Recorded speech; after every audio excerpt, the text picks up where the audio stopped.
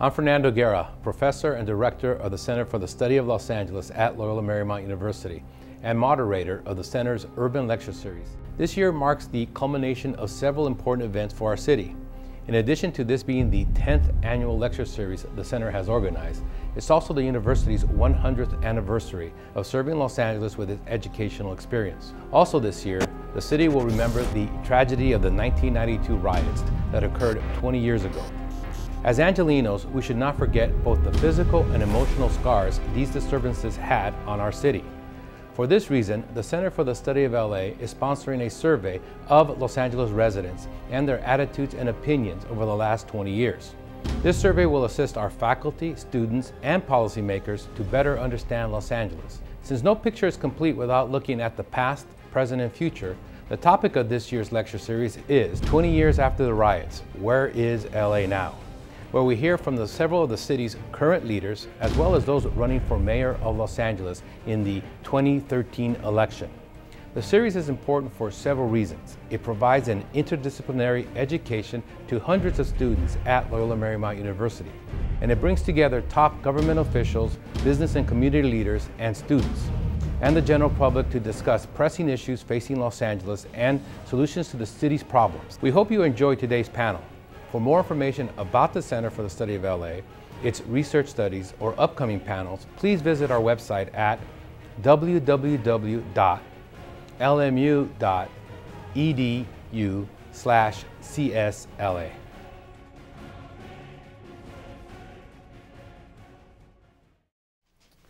Welcome to Loyola Marymount University. I am Fernando Guerra, Director of the Center for the Study of Los Angeles, also a Professor of Political Science, and the moderator of the Urban Lecture Series. This is the 10th year of the Urban Lecture Series. It's also the 100th year of Loyola Marymount University serving Los Angeles. In addition, this year we are also marking the 20th anniversary of the riots in 1992. To discuss the city, how he left it, how it's changed in the last 20 years, our guest today is former Mayor Richard Riordan. Mayor, welcome, welcome. Let me just tell the students and the audience a little bit about some of your background, and then I'll get to some questions, and you can make some comments. You're not going to tell everything about me. Not everything. No, we don't have enough time. Richard Riordan, of course, was mayor of the city of Los Angeles from 1993 to 2001. Interestingly enough, he was mayor right after the riots, and then after he left being mayor, 9/11 happened within 3 or 4 months. So you can almost say there were two crises that were bookend his mayoralty, although he did have other crises that occurred, such as the firestorms of 1993 and, of course, the Northridge earthquake of 1994, amongst other. In addition to being mayor of Los Angeles, Richard Riordan also served as Secretary of Education for the state of California under Governor Schwarzenegger. He's also been an attorney, entrepreneur, philanthropist, politician, public servant, you name it. He was heavily involved with the reform effort LEARN, which, by the way, the Loyola Marymount University has housed those papers here in our archives. Currently, he serves as chairman of the Alliance for College-Ready Public Schools. It's a charter organization that operates 13 schools throughout Los Angeles. As I mentioned to the students before, I first met Mayor Riordan in the late 80s, early 90s when he was serving as a Recreation and Parks Commissioner. He also served, and I had the pleasure of serving with him on the Rebuild LA board, which, by the way, we also have those papers archived here at the university. Mayor Riordan has been active in all kinds of educational issues, and we're going to basically have the conversation in two parts. First, really talk about his mayoralty and politics, and then really talk about what is become his life's work and his passion, which is education, and a lot of questions about education. So welcome again, Mayor Riordan. Thank you. Let me correct one thing there. Sure. I was the founder of the Alliance. In fact, the Alliance LEARN changed their name to the Alliance. So right. It was LEARN. But the last couple of years I've been chairman of ISEF, which is an African-American chain of 14 schools. Mm-hmm. That was nearly going bankrupt a year and a half ago and asked me to take over. So, and I must say it's the hardest and most important thing I've ever had to do. And so let me ask you just a very general question about the city of Los Angeles. Is it going in the right direction or the wrong direction right now when you think about the city in 2012? It's a question. If you'd asked me that question like a year and a half ago before Austin Butner took over economics, I'd say it was clearly going in the wrong direction. It was, I left, I hate to brag about things, but well, you're a politician, so that's okay. When I left office, we had a government that was friendly to business. Permits could be gotten in no time. I mean, literally no time. You could get them on the internet. And since then, we became a very, very unfriendly city. I mean, the number of jobs we've lost is astronomical, where they talk about unemployment being 12%. If you take the number of jobs that have been lost in the last 5 years, it's more like 25%, because you don't include just the jobless now or the people looking for jobs. You put people who quit forever or people who took part-time jobs, if you put that into the equation. But what can the city really do about that? I mean, when you talk about economics, it's really an international phenomenon, national phenomenon, even the state. What resources or power does a city like Los Angeles have about job creation? Well, I think it's something that you can't just do overnight.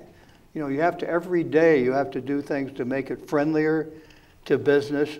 One of the main things you've got to do is not give your life and soul to the unions, because they've hurt, like at the ports have been hurt dramatically by saying that all independent brokers, they put this a little more subtly, I mean, all independent truck drivers had to be unionized or they couldn't be in the ports. And they've done other things like that with the DWP and others where they've caved into the unions rather than figuring out what do we have in the best interest of creating jobs in Los Angeles. So let me ask you about neighborhoods in Los Angeles. Clearly, are some neighborhoods doing better than others? For instance, in your neighborhood, I'm assuming it's doing quite well, but yet other neighborhoods... Well, since OJ moved out. Okay. Now, that was a while ago. Yeah, right. And that happened while you were mayor, by the way. So are there any particular neighborhoods that are doing extremely well and others that are not? Well, you know, I think you've had some weird things happen. The number of African Americans in the city has gone down from, I don't know what the number was, 16% to about 8%. Right. A result of that is many of the areas like the Crenshaw, the Merck Park, Baldwin Hills are in fabulous shape now. Mm-hmm. They're all African American virtually. But that the poorest moved out to the Inland Empire, being Riverside, and that the senior people, a lot of them moved back to the South, their original roots in the South. So you have that. The Latinos have, you know, added from 30% to 44%. No, it's or actually so. Almost 50% by now, we estimate. Almost 50%. And a lot of them are, you know, 2 or 3 families in a house, and they've taken over. Like if you go to Watts now, which when I was mayor was virtually all African American, 90% of the students in grammar school are Latinos. Right. So is there anything in talking about that in terms of the mobility and the movement and the ethnic shift that has occurred in many neighborhoods? Yeah. What can the city do to help that transition, number one? And is there such a thing as in the old days, New York used to have an Office of Immigrant Affairs where it would help with absorption. Nothing like that exists in Los Angeles. And would you be for something like that, an Office of Immigrant Affairs? Yeah, I probably, before I made a decision, I'd go ask you your opinion, because you're the expert on that. Well, I would say yes. Yeah, right. And so I'd go along with that. Well, clearly, it's a big move. I think Latinos have to get more power in politics and things like that, and you know, have the confidence that they can create jobs themselves. They're not just waiting for me or you or somebody to create jobs for them. They can do it themselves. And you see now more and more businesses are owned by Latinos. Right. All the data indicates that they are the largest growing number of small business owners and are actually helping create jobs in that direction. It's always small businesses that are the ones that are the leaders in terms of helping create jobs. Hey, let me take you back 20 years, right before you ran for mayor, or even before you were thinking about running for mayor. Everybody knew that Mayor Bradley was not going to run for re-election in 1993, and we had just had the riots. Tell me about your gut reaction to what was happening. April 29th, the riots began. It lasted 3 days. What's your image about that? What do you remember most about those 3 days? Well, I remember, first of all, because I was helping advise Mayor Bradley in a lot of things, that something was very wrong. And what was wrong that you observed? The mayor and the chief of police hadn't spoken to each other in a year or two. They hated each other with a passion. Secondly, if you look at the African-American areas in South LA, they had made the police think that we don't want the police reacting to anything here. We want to take it over when it happens. So the police, when these riots started, which they could have been stopped like that, on the corner, what was it, Florence and Normandy, I think. Right. They could have stopped it right there. You wouldn't have had a riot. But they were afraid to. They were afraid there'd be too much publicity, everything against them. All of a sudden, the chief of police wasn't around to make the decision. He was on his way to a fundraiser in my neighborhood, by the way. Right. As a matter of fact, a fundraiser to defeat a proposition that was going to reform the police department. Is that right? Yeah, that's exactly right. So the riots happened. You decided to run for mayor. What were the factors that you took into consideration in terms of running for mayor? Well, Bill Wardlaw was one of my partners, and also he ran Alan Cranston's campaign and others. He loved politics. He convinced me. I was always a problem solver anytime. Here, I helped form EPIC here at Loyola, right, and a similar type of program at UCLA. And I said, well, I'm a Republican. I can't be that. And he said, usually a Republican would not have a chance because it's about 3-to-1 Democrat. Right. But because you had the first economic recession in the history of LA in the late 80s and early 90s, and then you had the riots, and you had the national press all over LA say, LA is a dead city, it's going nowhere. So it was turned out to be an ideal time for a Republican businessman to get elected. A white, rich Republican. Republican, yeah. So so how did you communicate? By the way, can I warn you on something? You're not white, you're not rich, or you're not Republican? No, never call me a philanthropist. Okay. Why? Because if you go in the Oxford Unabridged Dictionary, it defines a philanthropist of somebody who returns to the public a small amount of a percentage of what he stole from the public. So you're saying you haven't stolen anything from the public. How much did I'm not going to answer that question. How much did you get paid while you were mayor? I got $1 a year as mayor. So taking me back, how did you decide and why did you decide to be mayor of Los Angeles? That whole discussion you were having with Bill Wardlaw and others. I did because I thought Tom Bradley was a great mayor for the first 10 years. And then he started to get very political on it. And essentially we had no management for real management in LA. And that if somebody could come in and manage the city, make it friendly to business, show that they care about everybody they meet. And I think one advantage I have, it makes me feel good about myself, is I care about everybody, whether it's a janitor or the head of a corporation. I care about them. Right. But I remember your campaign theme was tough enough to turn LA around. What was that to try to elicit? Well, because people were so depressed about LA, and so you needed a tough guy. And I feel it's like a movie where, they have the shy guy and they try to make him a hero and everything, because it really wasn't my way of feeling. In fact, we had like 300 suggestions from staff and friends of what motto we should use. And then Clint Riley, who was the main manager of my campaign, threw them all away and came up with tough enough to turn LA around. So let me ask you, 20 years since the riots happened, you mentioned that there was a recession, there was a real estate downturn. Many would argue that today's recession is much worse than that one, that the real estate downturn is much worse than that one. Do you think it's likely that Los Angeles could have another disturbance like it did in 1992?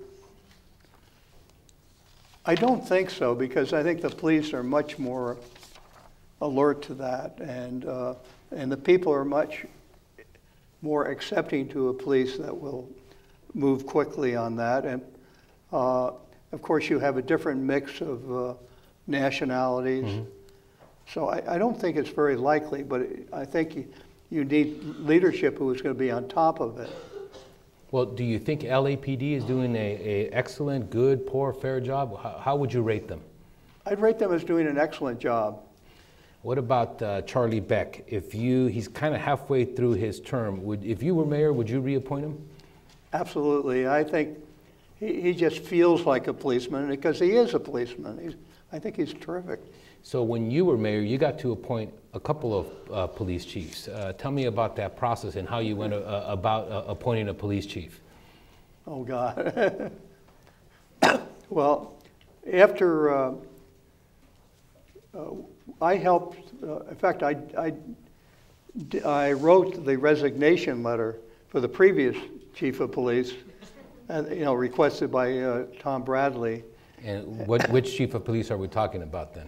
Daryl Gates. Right. And I did it in a way that it was more or less a soft landing for him, mm-hmm. but I got him to do that.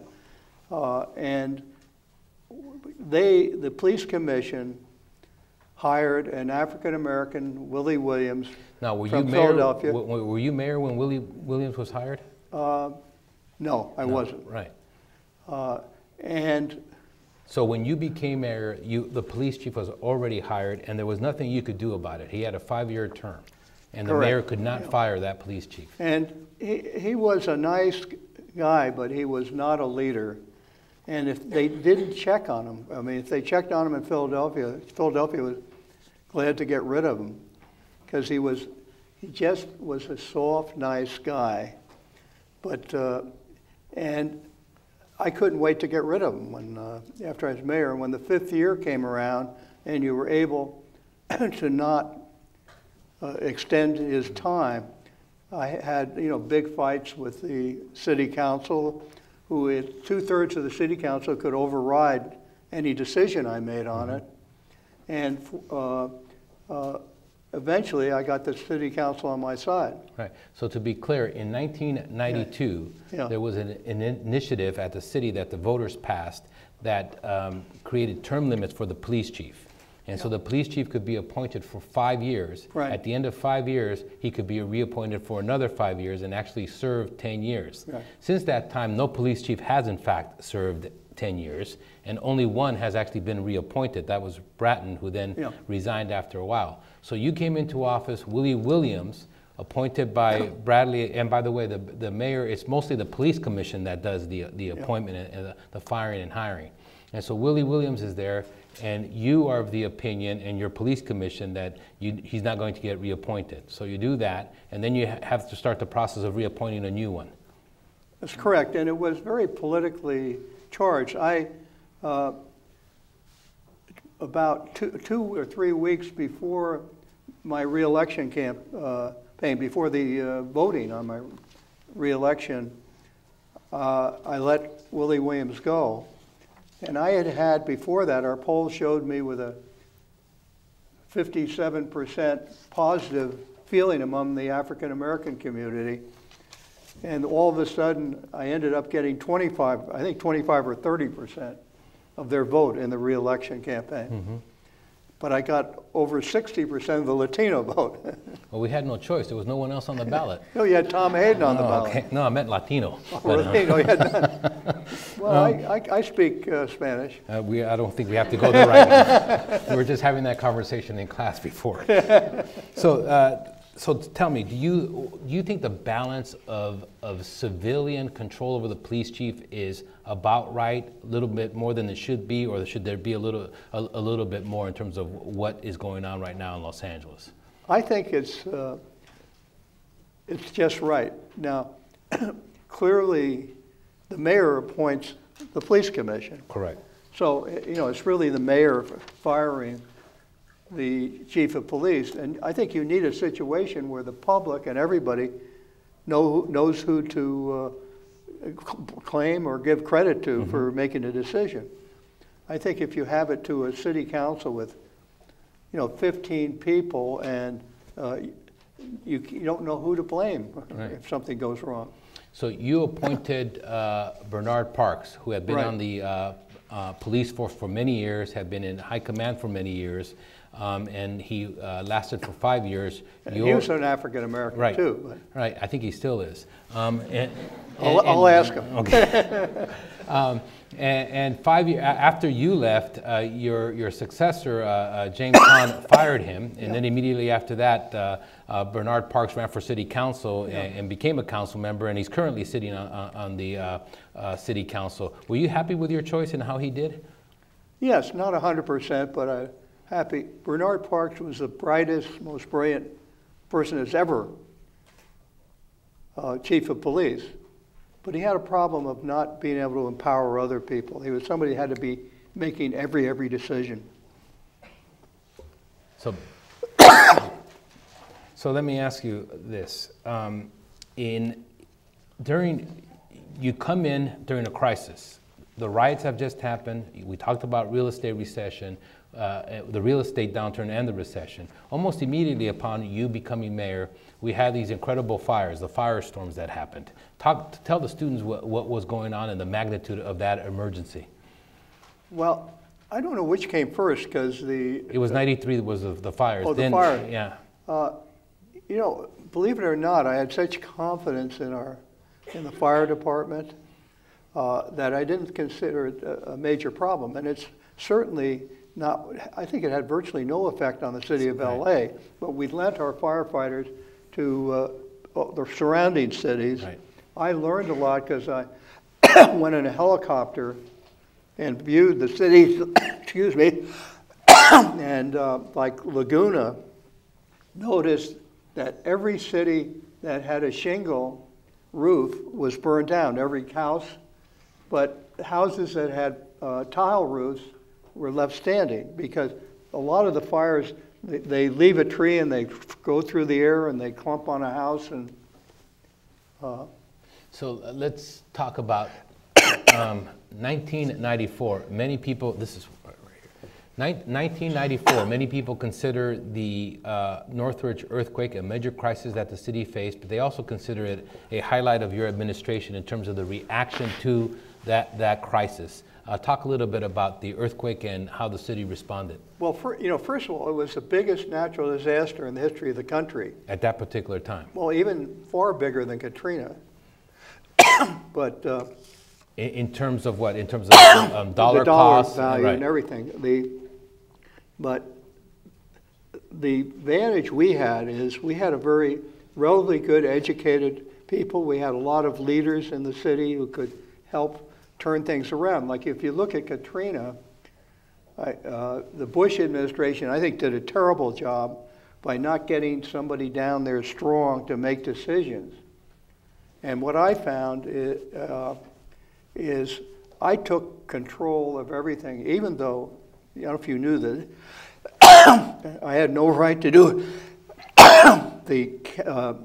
You mean you didn't have any formal authority to... The Constitution of California provides that in an emergency like that the county takes over.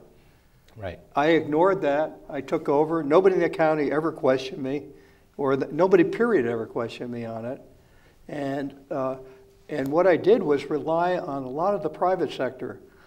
At 3 hours after the earthquake, Dean Pragerson, who was president of my Rec and Park Commission, had 30 private companies who were going to give pro bono work of water, Pampers, food, everything, big tents in parks and things like that.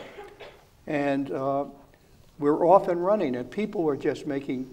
I told people on television, you know, forget rules of the city, just go ahead and do things yourself. If you have to repair something, go ahead and do it. And the city was absolutely amazing what they did.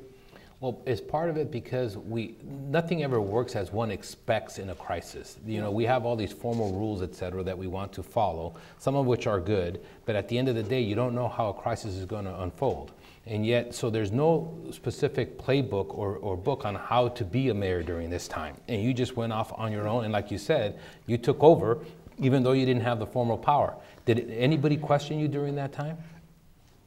Only one person ever questioned me. It was Rita Walters, an African-American woman on the city council, thought and still thinks I'm a racist. And she said, Riordan has no respect for rules and regulations. And I said, I couldn't agree with you more. I don't have any respect for them. I just go ahead and do things. We had a saying called, it's much easier to get forgiveness than to get permission. So just do it. Well, don't tell that to my students, but anyway. And it worked like miracles. Like I got into, I'll bore you with this. The earthquake happened and I was lying in bed and it literally bumped me out of bed because it was unlike other earthquakes. It was like a big bang. And I got up and I thought, well, I've got to be able to communicate with people. So I picked up the phone. It wasn't working. I went to my car and we had the equivalent of a cell phone then. That wasn't working. So I got on some sweats. I didn't shave or comb my hair and got in my car and went on the Santa Monica freeway. And I was going about 80 or 90 miles an hour and no other cars on it. And all of a sudden I saw a big truck lights coming right at me, because this is a little after 4:30 in the morning. And fortunately, I veered around them. I had no trouble. And I came up to a bridge that had fallen. I would have gone off the bridge, but for that truck, I did a U-turn, went off the freeway. So let's get this clear. No wonder you don't follow rules. Number one, you were going 80 miles an hour. Number two, you did a U-turn on a freeway. Go ahead. And went the wrong way on the freeway. On the wrong way, too. And, so I got down to the Emergency Operations Center in City Hall. It's 4 stories below City Hall. And it has a big room with like little desks for 40 of the departments of the city, and then a big room for the police and the fire. And a couple of minutes behind me, Bob Gates, head of transportation for the city, came in, and we looked around there were 5 bridges that had collapsed on freeways. The worst one was the Santa Monica freeway at La Cienega, because that had the most traffic. Right. And he went through and he said, well, the only detour that really works well includes 3 intersections in Culver City. And I said, okay, let's take him over. He said, no, state law provides that you have to have somebody from the state CTA come down and make a study of it and report it to the city councils at both cities. And usually it takes about 6 months or a year, but I think we could do it in a month here. And I said, okay, you have 5 minutes to take over those, and here's my home number. If somebody complains, give them my home number and I'll ask for forgiveness. And the city of Culver City went along with it? They never questioned us or anything. Oh. Well, you want to know the origin of that? When a month after I was mayor, I met with people from the fashion industry and talked about having fashion shows and everything in LA. And at the end of the meeting, somebody there, one of the leaders came up to me and said, this is not really what you should be doing, but behind the Fashion Mart, we have our customer cars towed away after 3 o'clock in the afternoon. And it's unfair because there's not much traffic there. So when I got out of the room, I ran into Bill Violante and I said, Bill, get me a plan where you can get rid of unnecessary tollway zones quickly. And then I forgot about it, and about a month later, I cornered Bill and I said, Bill, oh, where's that? He did come up with a plan that would have taken 5 to 8 years to get rid of them. But then I said, get me a simple plan. And then I ran into him a month later. I said, where's that simple plan? I haven't seen it. And he said, Mayor, it's taken care of. Well, where is it? He said, Mayor, it's taken care of. And I said, what do you mean? My son and I went out the next night and we took the signs down. Again, something students shouldn't do, but in fact, talking about including nationalities and things, one of my proudest type moments was I would go around to communities, particularly in the poor areas of LA, and I remember one particularly where they were sort of mad at me, and they said, we have cracks in the sidewalk, we have overhanging trees, we have graffiti all over the place, we have prostitutes on the street corner, we have a house where they sell drugs all the time. And he said, what are you going to do about it, Mayor? And I said, nothing. You're going to do it. So trying to empower. And I said, you're going to do it. You're going to ignore city rules or whatever it has to do. Just get it done. And I said, here's my home number. If anybody complains, you can give them my home number, and I'll ask for forgiveness for you. Nobody ever called me at home, by the way. But so I went back. They called me back about 6 months later, and they're so proud. They'd gotten rid of the graffiti because they painted over every morning without city permission. And people got tired of it. They got rid of the prostitutes by having some of the mothers walk circles around the prostitutes. And they filled the cracks and other things on their own. And at this, I said, how about the drugs house? What'd you do about that? And the guy looked at me and he smiled just a little bit and he said, that mysteriously burned down the night after you were here.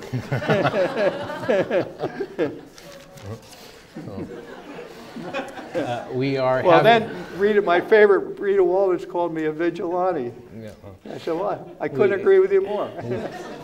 We are having a conversation with the former vigilante mayor of Los Angeles, Richard Riordan. Let me change course a little bit and ask you about some of the elections or proposals that are going to be coming up for the November election. In the upcoming election, Governor Brown is proposing an initiative that would increase the tax rate on the wealthy. Do you support that? I probably will vote for it. I'm not very happy about it being one of the wealthy people he's after. Because, we will, with that new tax rate, we'll be paying about as much tax to Sacramento as we're paying to Washington, D.C. Because we treat capital gains as ordinary income. Mm-hmm. Capital gains are taxed exactly the same as any ordinary income in California. So let me ask you about a second one. For LA County, a couple years ago in 2008, the voters passed Measure R, which provided a half-cent sales tax that then is funding all kinds of rail expansion and the metro, et cetera. They're thinking about putting on the ballot an extension of Measure R. It hasn't been decided whether it's going to be 5 years or 10 years. Would you support that measure? No, I wouldn't, because, when you're a supervisor of the county or the mayor and the city council of LA, you're responsible for running the city, having budgets that will do those things. And then you put on the public and say, okay, you're going to add money so we can do it without worrying about the budget. Mm-hmm. Just a terrible way to run things.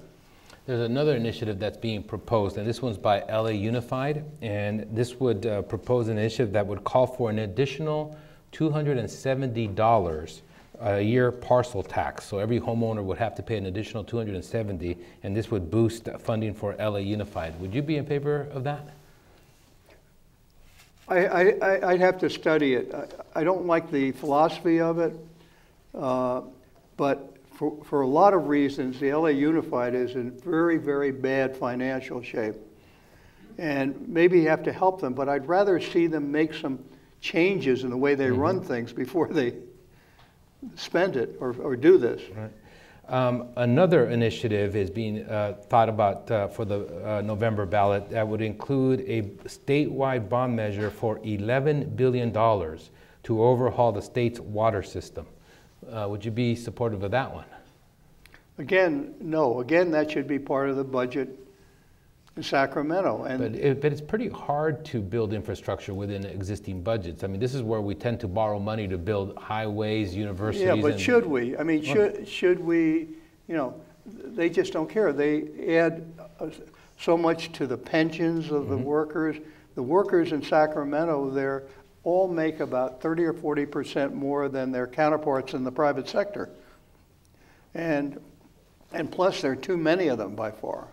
We're going to get to that in a second, but let me ask you about one more initiative, and this is a little bit complicated one. It's called the California Opportunity and Prosperity Act. And let me just read this so that I get it right. It would decriminalize foreign workers without papers if they pay state taxes, know or are learning English, do not have felony convictions or are suspected terrorists, are not a public charge, and have lived in California since before January 1st, 2008, which would be 5 years. If you were, would you support something like that? It's a sense to kind of, almost kind of like a DREAM Act for adults. I think I would. Okay. I like the concept of it anyway. So let me ask your opinion about Occupy LA and the lawn that they ruined at City Hall and all that. How would you have handled that differently than the mayor and city council did this last time? Yeah, I would have executed all those. Okay. No, don't quote me on that. Too late. We have it on camera.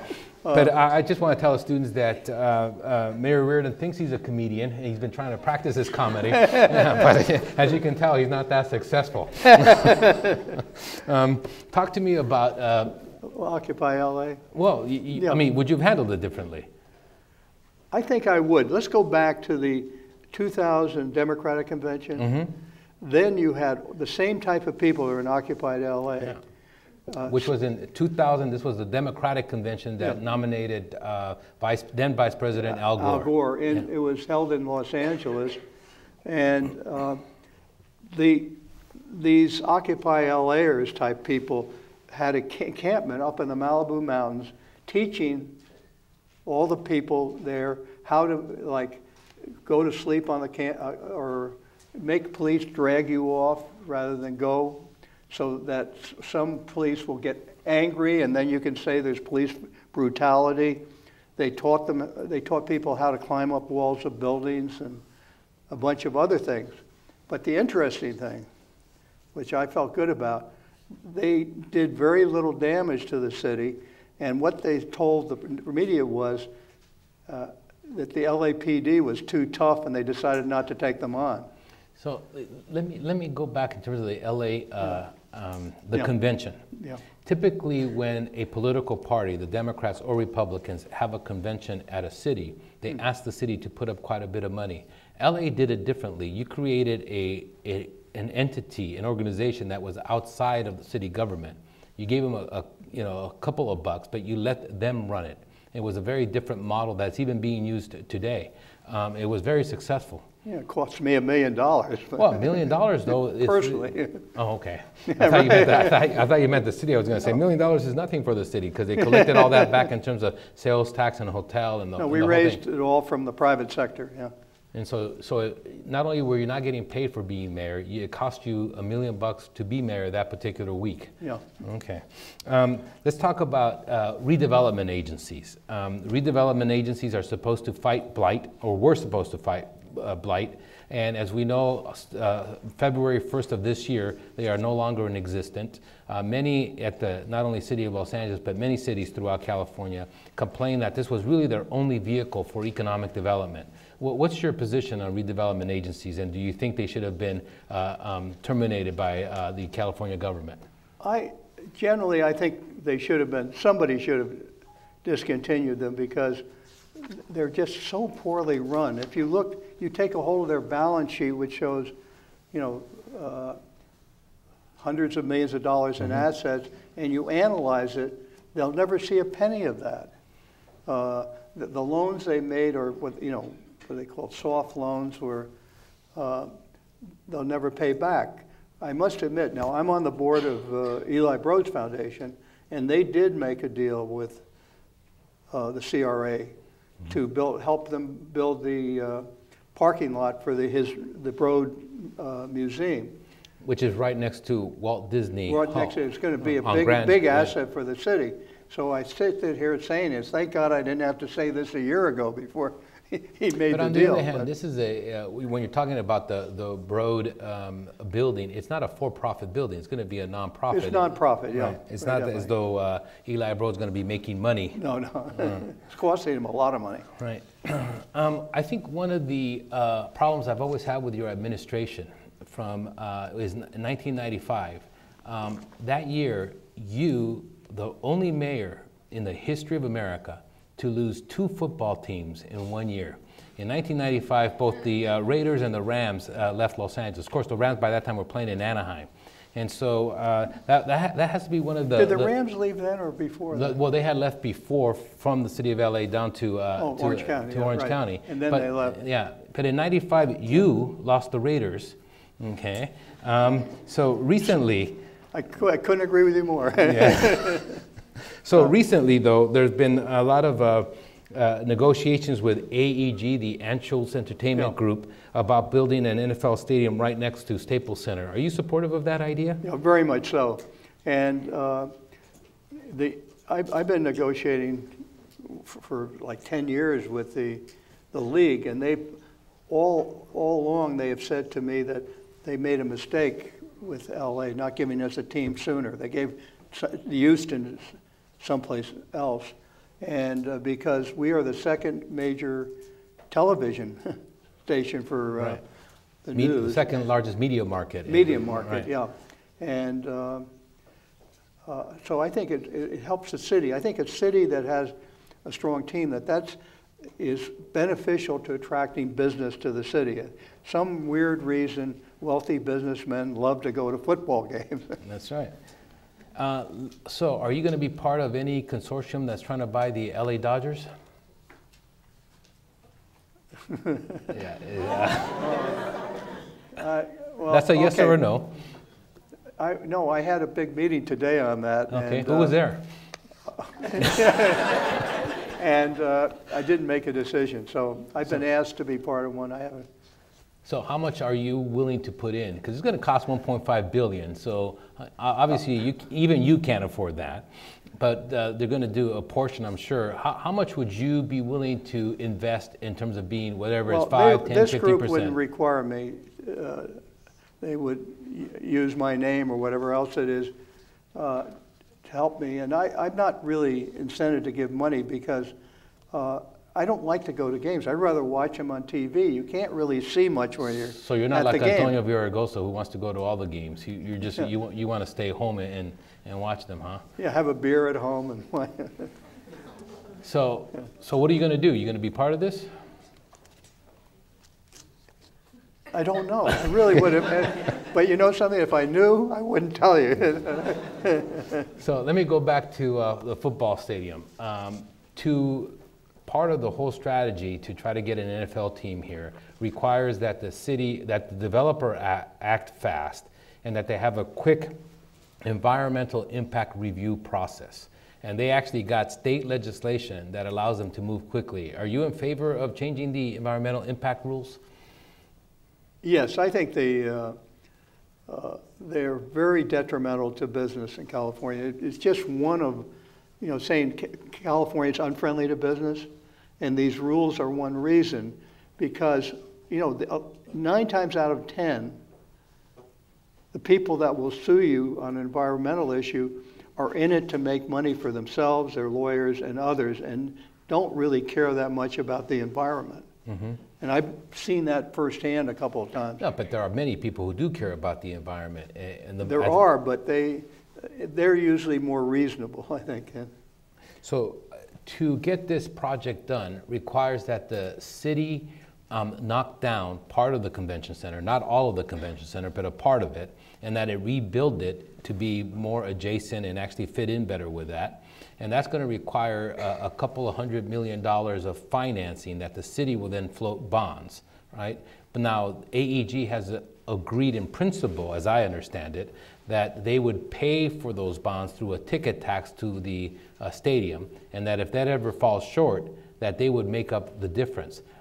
Nonetheless, the debt will still be the city's debt. Are you in favor of that financing? As you stated, yes, but I would like to see the legal agreements before I totally made up my mind. because the city, before I vote for that, I'd have to be 100% sure that the city will never have to tax people to pay it. Right, but you were mayor when Staples Center was built. No, I wasn't, thank God. Well, you weren't mayor, so. And it was a great addition, but it's cost the city a lot of money every year. Staples Center has? How so? Well, I don't mean Staples, but I mean the convention center. Oh, no, you're talking about Staples. Yeah. No, the convention center was built back in '71 and then rebuilt in '80. Oh, I thought you were talking about Staples. No. Yeah, the comparison I'm trying to make is that the football stadium is offering the same type of financing that helped finance Staples Center. Yeah. And so Staples Center was built negotiated in '88. Built in 99 and opened, I think, in October of '99. And at that time, you were mayor, so you were part of that negotiation. Yeah, very much so. I mean, in fact, Anschutz gives me 100% of the credit, which I don't think I deserve. In fact, really, Steve Soberoff and Charlie Isgar are on my staff. I talk about being a good mayor. If you're a good mayor, you empower other people to do things and then give them credit. And Isgar and Soberoff were the ones that they flew over the city, they tried to pick places for a stadium, and they came up with a convention center. And I said, well, that's going to be tough because we have to tear down part of the convention center to do it. But I said, good luck, try to make it happen. And they did make it happen. So, and it's been great for the city. Oh, absolutely. I mean, first of all, Anschutz it's probably worth $1 billion more than when he built it. So it's really been a good deal. So he's doing all right. Yeah, and it's good for the city too. Yeah. I'll tell you an interesting thing, and this nobody's mentioned it before. Anschutz, when he's in town, loves to jog very early in the morning. And I own the pantry downtown. If anybody wants the best breakfast in the world, go to the pantry in downtown LA. Yeah, problem is the line's too long. But he discovered the pantry and is jogging, and he called me up and he made me an offer to he'd buy the pantry. And you didn't sell it? No, obviously you didn't sell it. No, I didn't sell it. So do you make money off the pantry? Yeah, it does very, very well. I mean, you can see from lines outside. But if you see a line outside, don't worry, because for breakfast from like 5:30 in the morning till 11:30, it's about a 22-minute this turnover. is supposed to be commercial-free TV, so I'm not sure I can have you well, there's some other good restaurants downtown, I'll mention. So we were obviously at Loyola Marymount University, an academic institution. I want you to do some grading. I'm going to give you a couple of individuals and tell me if you would give them an A, B, C, D, or fail. Mayor Antonio Villaraigosa, what grade would you give him? Oh, God, you're going to get me in trouble here. Okay, B minus. God. B minus. Oh, I would have given him a D minus, except he's improved dramatically on his You endorsed him as mayor. I've made other mistakes. But he has improved dramatically in the last year. So. Okay. Governor Jerry Brown. I don't know with Jerry. I think I'd probably give him an A minus right now, because I think he's getting done as much as you possibly can. When you have a legislature that's totally under the control of the unions, there's not much you can do up in Sacramento. President Barack Obama. F minus. F. I supported the guy. We don't have the scale. I was Republicans for Obama. Okay. You're going to call him up and tell him. Well, we have a direct line to the White House. Can I explain why? Okay, please. No, I think the stimulus package essentially didn't create one private job. It was all short-term jobs for building infrastructure for government, like city, state. The Federal Reserve and others have rules that essentially don't allow banks to make loans to small to medium-sized businesses. And you know that 90% of new jobs the last 30 years have been from small to medium-sized businesses. And you look, I think the health, you're going to see it's going to be a total debacle, the health care. And, so who are you supporting in the Republican primary? I'm supporting Mitt Romney. Who? Mitt. Oh, I'm kidding. Go ahead. Mitt. You know, that's my dog's name, Mitt. No. No. Mainly because I think he's the most likely one to beat Obama. But one thing you realize in I ran for governor of California, and the super right-wingers, they all come out to vote in the primaries, and the super left-wingers come out to vote for the Democrats. So when you get to the final, you get a super right-winger and a super left-winger against each other, and poor me, who's down the middle, who they called a rhino, Republican in name only, that I would, because I'm very for immigration and pro-choice and pro-gay, but I'm tough on economics. I'm as right-wing as you can come on economics. So going back to your grading, Professor Riordan, you actually already talked about this individual, but what grade would you give Police Chief Beck? So far, an A+. Okay. Sheriff Lee Baca? Oh, he's a close friend of mine. I got to be careful. It's very complicated to know what he's doing. So just my gut would be a B-. Okay. But I'm noticing a pattern here. All the Latinos you're giving B- to. I didn't realize that. Are you going to ask me about yourself? No.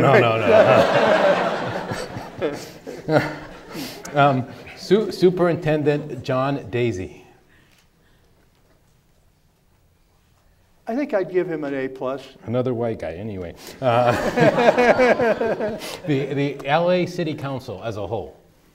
Oh my God, now you're going to, because I get along with these guys. Well, I think they're stuck with what the City Council's all about. So I'd have to say, you know, a C as a whole. But the rules like entitlements, you know, entitlements are giving zoning and everything to build buildings, are such that each one of them essentially has total control in the district that they report from. Because if their other councilmen don't vote for theirs, they won't vote for the others. Right. So it's like a fraternity that does it, and I think they do a horrible job on entitlements. So let me ask you, when you reflect about your 8 years as mayor, what are you most proud of during those 8 years? I think empowering people to do things, and you know, getting the city that believes that they can make things happen, getting the private sector involved, like I got Eli Broad to build Disney Hall, Bruce Karras to do the homeless drop-in center, and also to computerize the police department, and Soberoff and Isgar on Staples and on the Alameda corridor. And I was very good. I teach, by the way, at UCLA. It's a dirty word. No, where? UCLA. Okay. It's a campus. I think we're familiar with it. North of here, I think. And I teach at the business school, graduate school, and I have 4 elements of being a leader there. I say one is courage. The other is caring or giving, caring for everybody you meet, empowering people, and relentless pursuit of goals. Or otherwise, be a closer, make things happen. And empowerment, it was my strength, is I told everybody that worked for me, do not think about what's going to make Riordan look good. You think about what's going to make LA better, and you do it. And it's amazing what my staff did. And if you do that, if you empower people, you'll attract stronger people around you. And I mean, amazing things they did without even telling me they did it. Right. So, is there one particular council member that you feel is an ideal council member, or you'd like to see more of the council members or council candidates emulate? You really want to get me in trouble. I don't think I'm going to go for that one.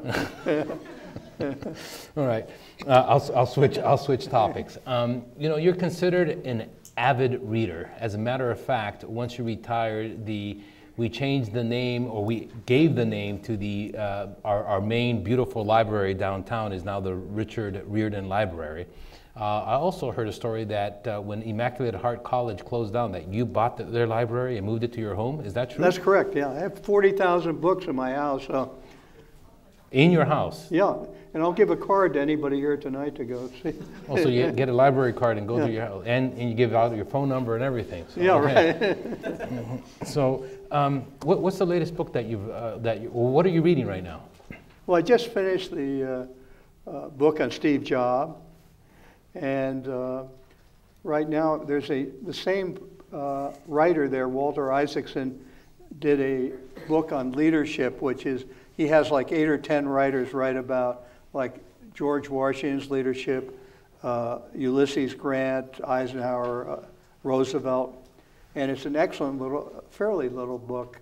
And the amazing thing is how strong they've considered Ulysses Grant. We never think of him being that strong. Right.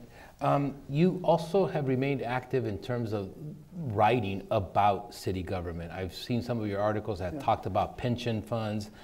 You talked about, I saw something that you wrote, you just mentioned that something about why the war on poverty failed and things of that nature. Talk about what is when you think about Los Angeles, what's your major concern for the city in the next 5 years? It is not creating enough jobs. I think the city is, in a sense, and maybe you can answer this better than I can, is becoming, in a sense, gentrified, where the poor blacks have left the city, the wealthier blacks have taken over in nice or part of neighborhoods like my neighborhood, and it's a different city from that point of view. You have the Latinos.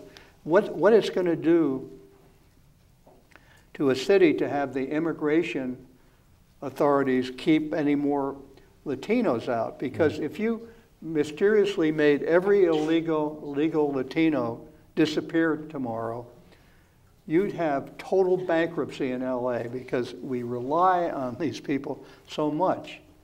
And I don't know if you agree with me on that. No, I think I do agree with you. I don't want to go anywhere, so I definitely.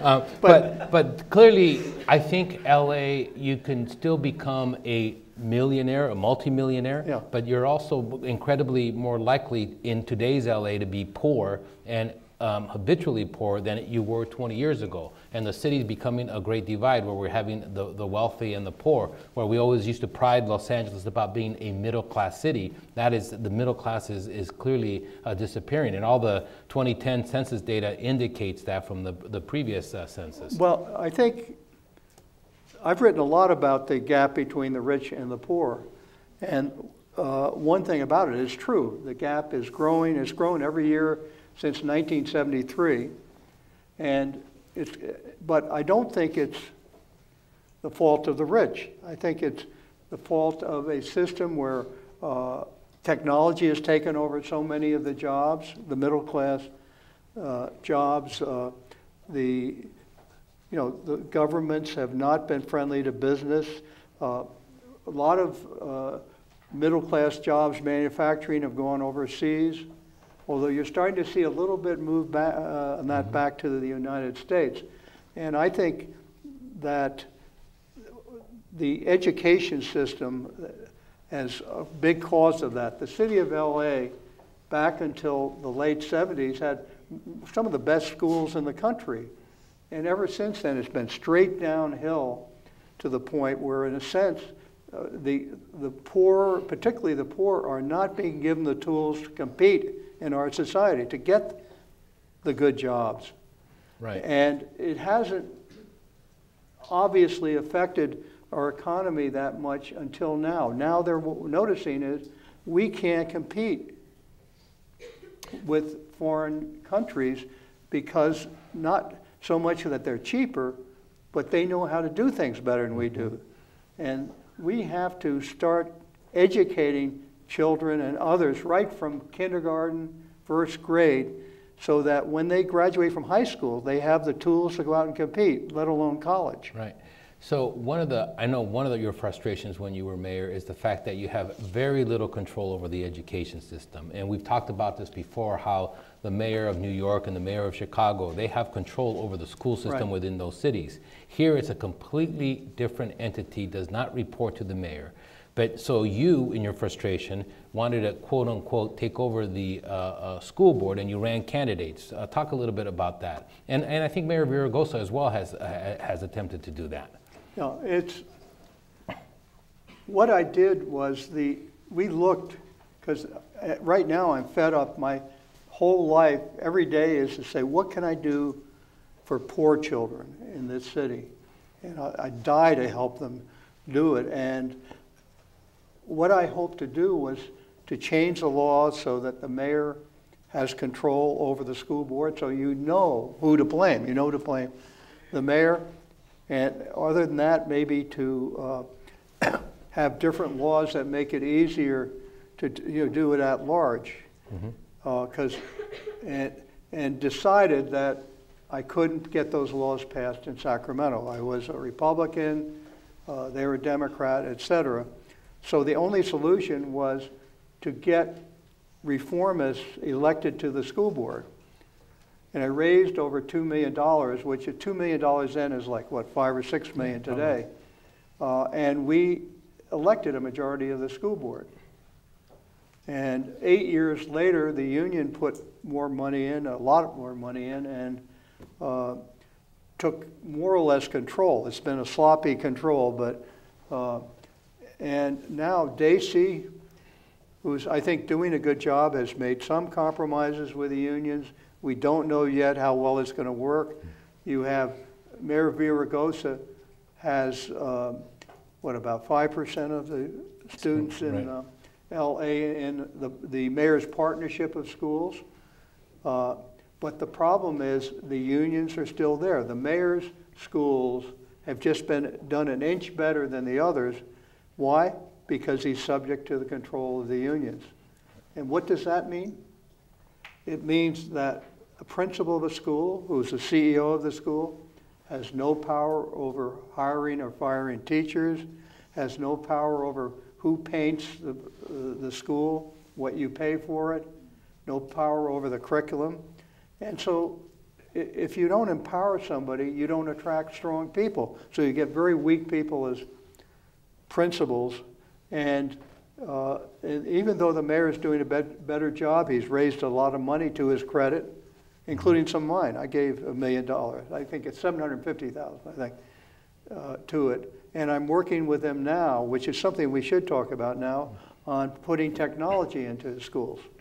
We'll talk about that. If you consider the concept is blended learning, blended means you mix technology up with ordinary, type of learning. And the Alliance, which I'm still on the board of, but I'm not chairman anymore, the Alliance has 3 schools that are doing that now. They call them pilot schools, but where you have classes set up into 3 periods a day, long periods. And 2 of them are 45 students, and they're all on computer. 1 is they work on their own. 2, they cooperate with each other. You have the sophistication of the computers is such that a principal with a server and everything can tell where every student is at. And then the last part has 15 students, a third of the day. 15 students have one-on-one contact with the teachers in the other way. What has happened is the kids are doing, I'd say, 10% better than the charter schools and about 60% better than the other public schools at it. And the other interesting thing is the cost of educating is about 30 or 40% less because you don't need as many teachers with a computer, plus using the Kindle or iPad type of technology, you can buy your textbooks on them and get the textbooks for about half price. And so it's working, and the students have done very, very well in these 3 pilot programs. Well, it seems to me that every time we talk about educational reform, people have good ideas, and then we implement, and then it just never seems to be implemented system-wide, or we give up on an idea before it can be fully implemented, and we come up to the new and better reform. That seems to, are you frustrated by that? Yeah, but I learned a long time ago that there's no silver bullet on education. And the difference, really the difference between the LAUSD, the public schools, and the charter schools like the Alliance is the ability to make decisions. So I have a foundation. We're not going to waste our money on giving money to the LA schools because they don't have the leadership to implement it, which you're saying. Mm-hmm. Or if they implement it, you come back in a year or two and it's not there anymore. Yeah.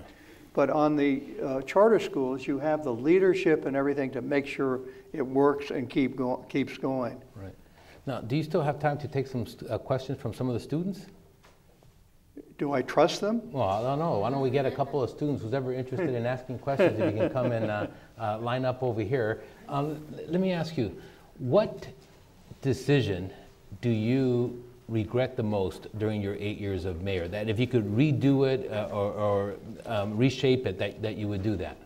Is there any one decision that sticks out in your mind that, God, I wish I hadn't done that, said that, fired this person, alienated that other one? Anything that you think about? Well, if I had to do anyone, and this will shock you, is the allow them to have the consent decree with the Justice Department on the police. What happened is they created a parted budget of like $35 million a year to comply with it. This means a lot of police were not out on the street. No, but did you have a choice on that? That was yeah, so you had to agree to that, but that was... No, we could, and if they wanted to bring a lawsuit against us, we'd have a good chance of beating them, but really... Well, just to contextualize this for the students, given Rodney King, given police reform, you were being sued, the city was being sued by the Justice Department. Right? They were being threatened to be sued. Right, threatening to be sued, and they were negotiating in terms of police reform. They came to you and they said, sign this consent decree or we will sue you. Is that... Yeah. Okay, and you signed the consent decree.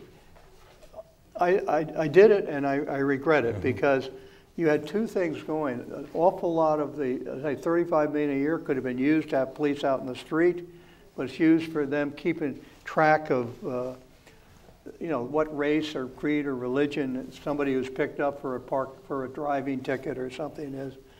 And the other is, it scared the heck out of police.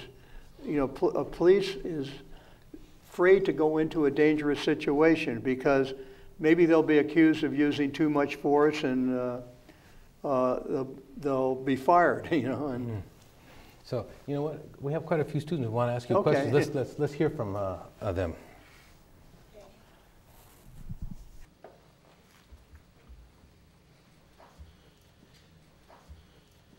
Mayor Riordan, Michael Banner. Hey, Mike. How you doing? Unfinished business, business tax, something that you started in the last 2 years, I think, of your administration. We're still trying to figure out what to do with this, and it's going to make its way back to City Council sometime this year. Do you believe today that eliminating the gross receipts tax and having to deal with this $400 million loss in tax revenue to the city is still a good idea? And if so, why? Well, Mayor, let me just remind the students that Austin Butner talked about this last week as well, and that has been discussed quite a bit at City Hall. Explain to the students again the gross receipt tax and what happens. It's a complicated question. First of all, the City Council have been promising for 15 years that they're going to make changes. We presented to them, which they seemed to like, but they never quite got to the point of voting on it. But we have a gross revenue tax, where you tax based on the amount of sales a business does. Now, if you look at that... Not profit, but the amount of sales. Yeah. Big difference. And you look at it, it's sort of unfair. You have a wholesaler who maybe makes 2 or 3% profit, but has a large revenue, compared to a manufacturer who may make 20 or 30% on it, but they pay the same tax for revenue, and it's really quite unfair. It doesn't apply to lawyers. I was a lawyer, so. Aren't you still a lawyer, or were you disbarred? No. Do I have to answer that? No. So, are you in favor of getting rid of the business tax? No, I'm not. Okay. No. But I think it should be fairer. But I think we have to put that into the equation of being more friendly to business. Okay. And you have a very distinct thing is the unions have stopped us from having Walmarts, Costco's, and others built in the city. And there's a Walmart on Crenshaw.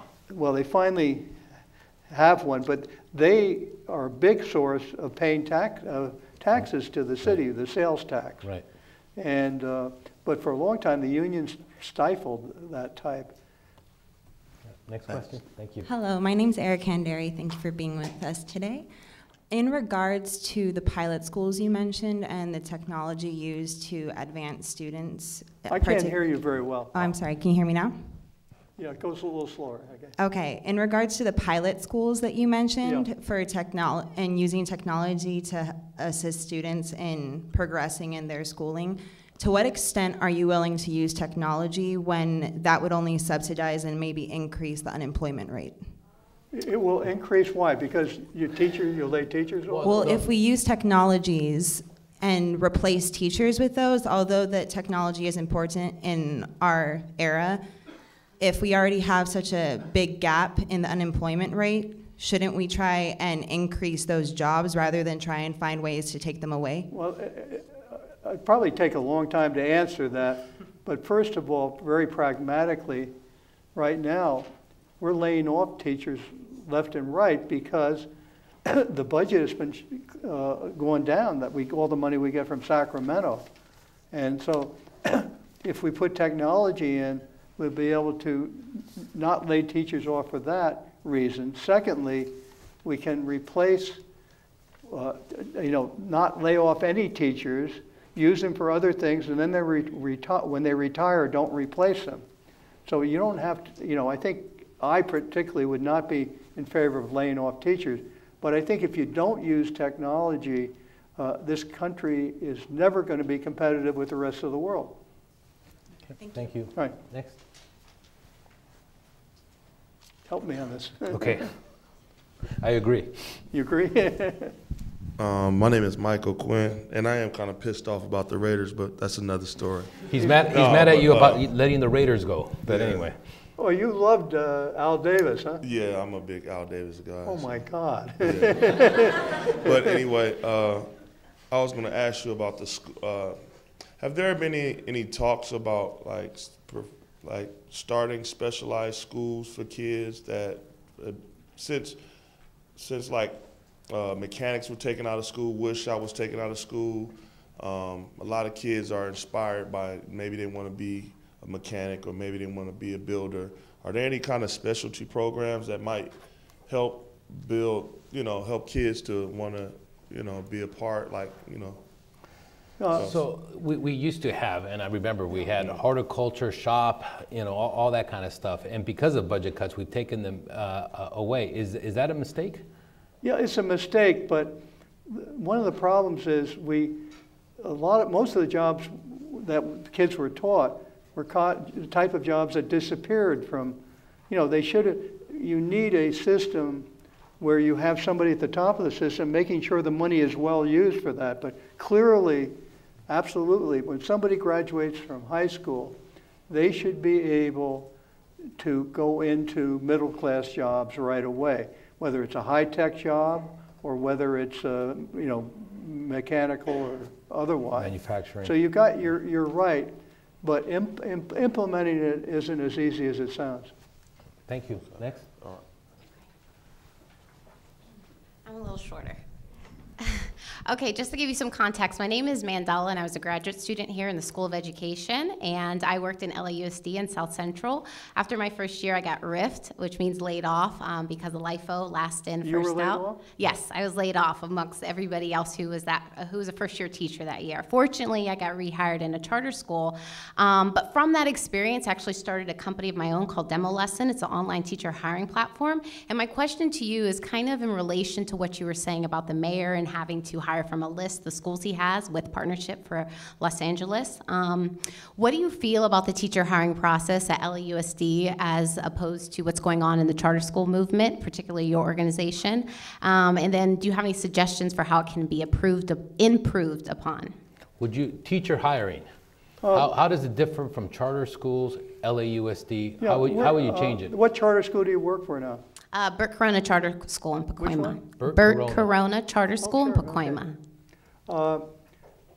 Well, I mean, the bottom line is the charter schools are, picked by the principal and the CEO of, if you have a bunch of schools working together, and they will spend like a month with new teachers trying to see who's the best and also train them if they're picked to be. So, like you're familiar with Teach for America. Yes, I was in Teach for America. You were? Mm-hmm. Well, what are you complaining about? You could get any job any place you want. Yes, but what I find is from the administrative point of view, even the hiring process in most places is not focused on teacher instruction. It's seniority based. Well, very much so in the Alliance and the ISEF schools, like which I'm involved with. They're really excellent. That's why our schools, 94% of our students qualify for four-year colleges.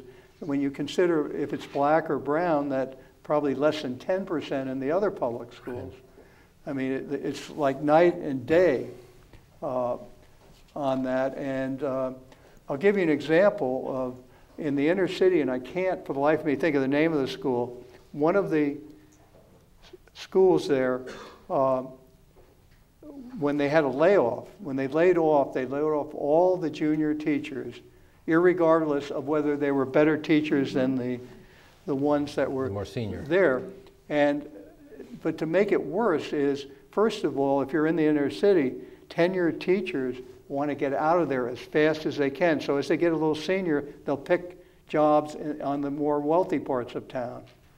So what happened at this school and happened to other schools is they laid off these teachers. Come September, they didn't have enough teachers. They lacked about a third the number of teachers to fill up the classrooms.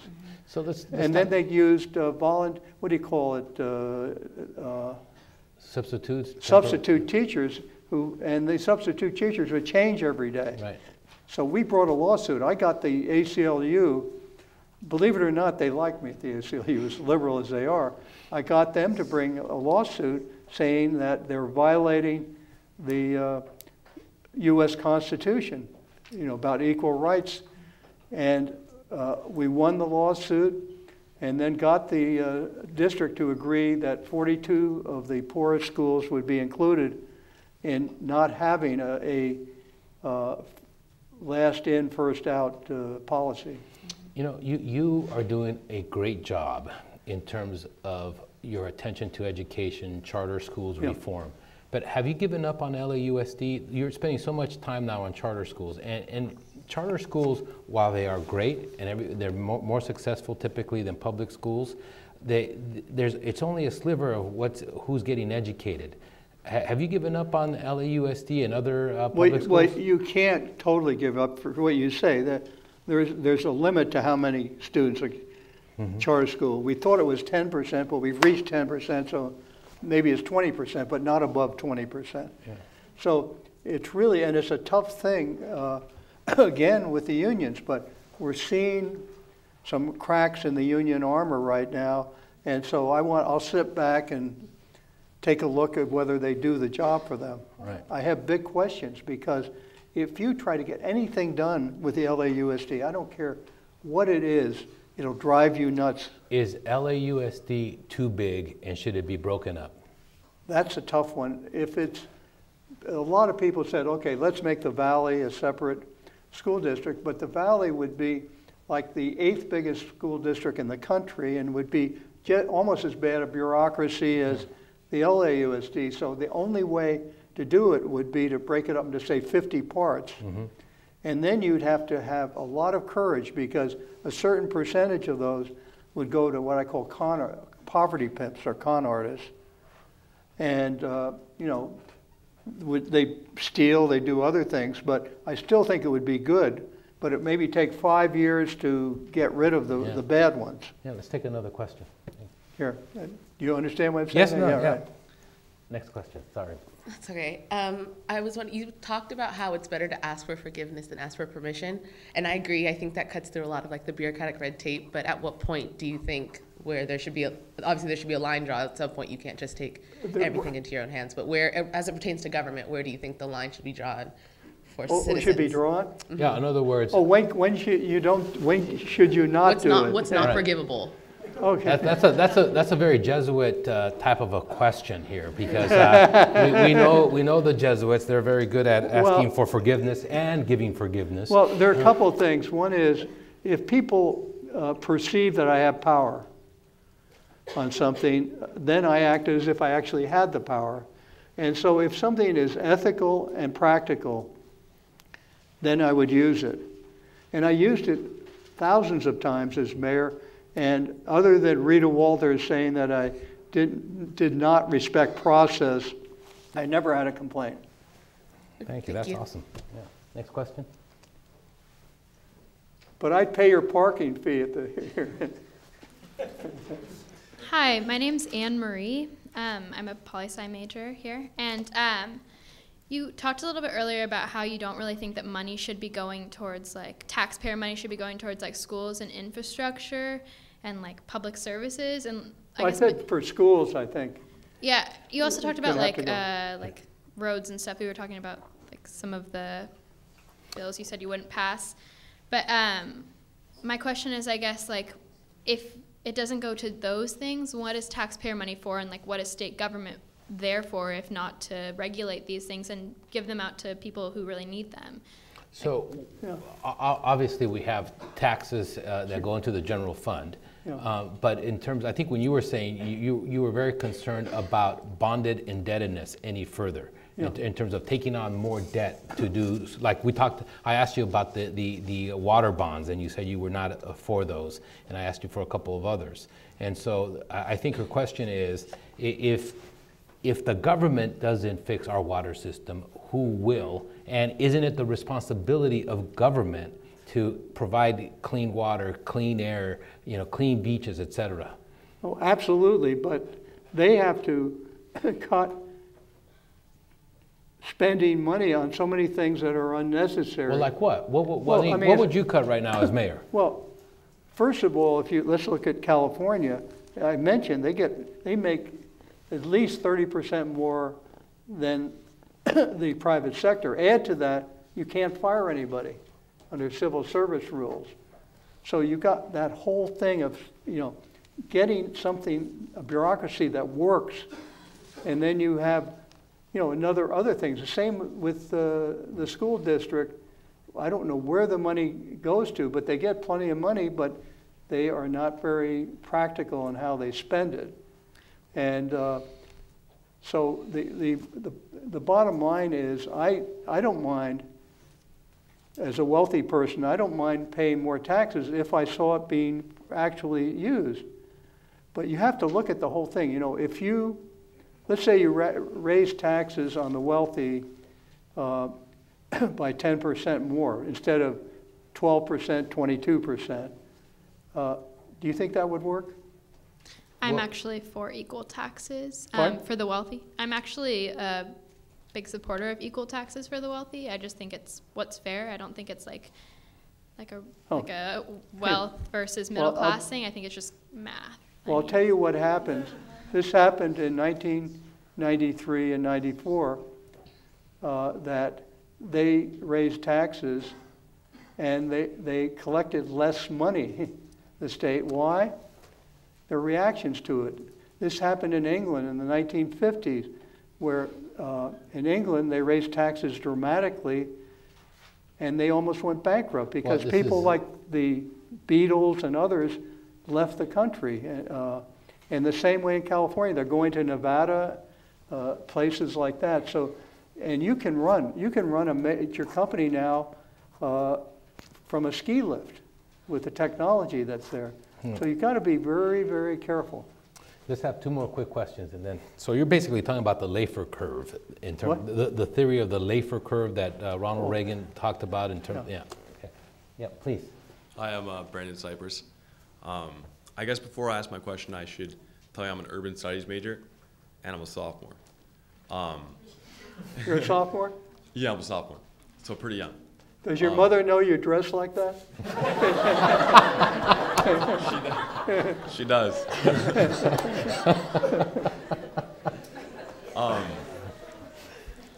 Putting yourself in my position, I heard you say that LA has like a shortage of jobs.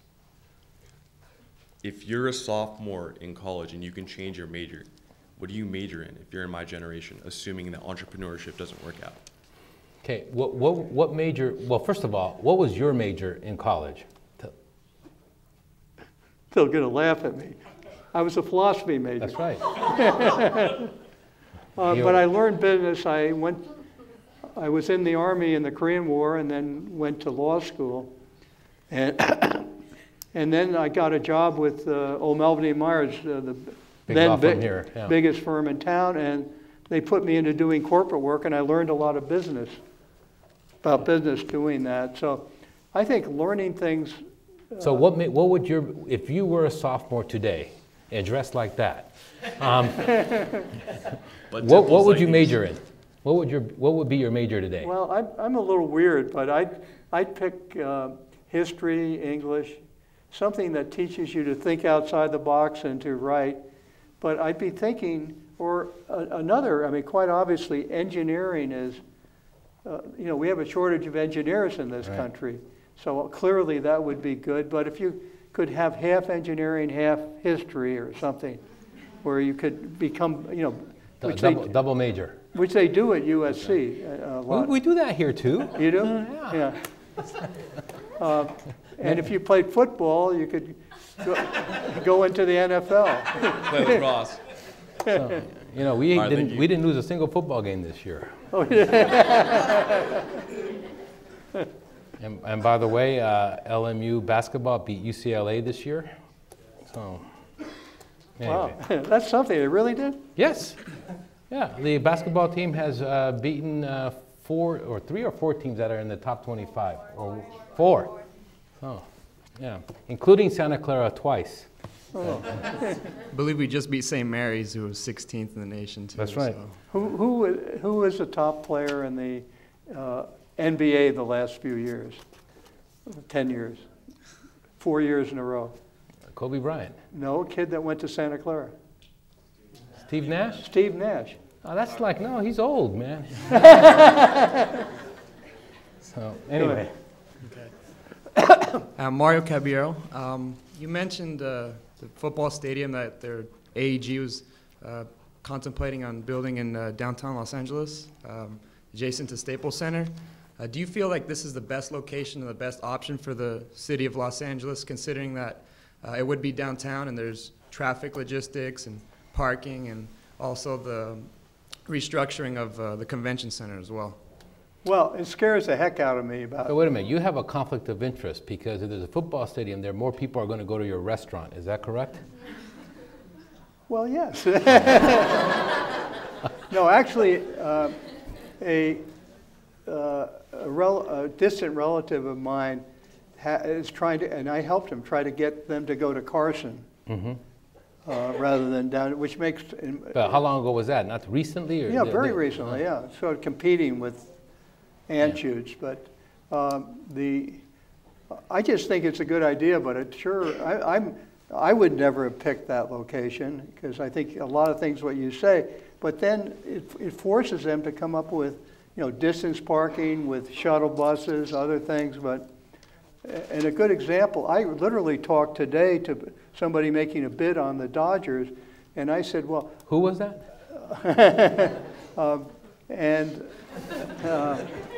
You know, and I told him, I thought back, I went to a night game this last year, and it was a nightmare to get out of the parking lot. I mean, it took like a half hour just to get outside the parking lot. Richard Riordan, attorney, entrepreneur, philanthropist, even though you don't like that word, public servant, politician, but mostly a citizen of Los Angeles and someone who's done us proud, especially in the education sphere. We appreciate you coming here. Thank you very much.